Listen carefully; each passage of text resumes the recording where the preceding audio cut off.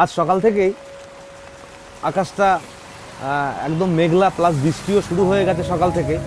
তো আমাদের বৃষ্টি হোক বা ঝড় হোক যাই হোক, আমাদের যেটা কমিটমেন্ট আমরা সেটা সবসময় পূরণ করার চেষ্টা করি। তো সেরকমই আমাদের ডেলিভারি রানিং রয়েছে, যে কারণে আপনারা জয়পুর মার্বেলকে এত ভালোবাসেন। তো আজকে এই যে গাড়িটা লোডিং হলো 700 ফুট মার্বেল আছে, তার সাথে কিছু গ্রিন মার্বেল আছে। এটা ডেলিভারি হচ্ছে বানপুর থেকে এক দাদাভাই এসেছিলেন আমাদের কাছে। তো দাদাভাই নেই, তো উনি অলরেডি চলে গেছেন, গতকাল এসেছিলেন। তো সেই মালটা আমরাই মেজারমেন্ট করে ডেলিভারি দিচ্ছি।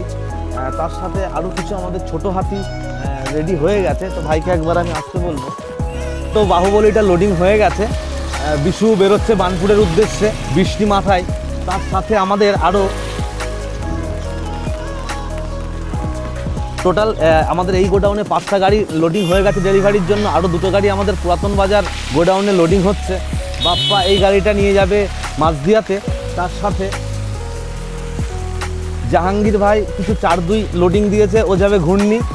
আর এই যে 2টো গাড়ি দেখছেন, এটা সমিতদা মোটামুটি পুরো ব্লক হয়ে রয়েছে দুদিক থেকেই। দাদা যাবে চড়ুইটিপি এই 2টো গাড়ি নিয়ে।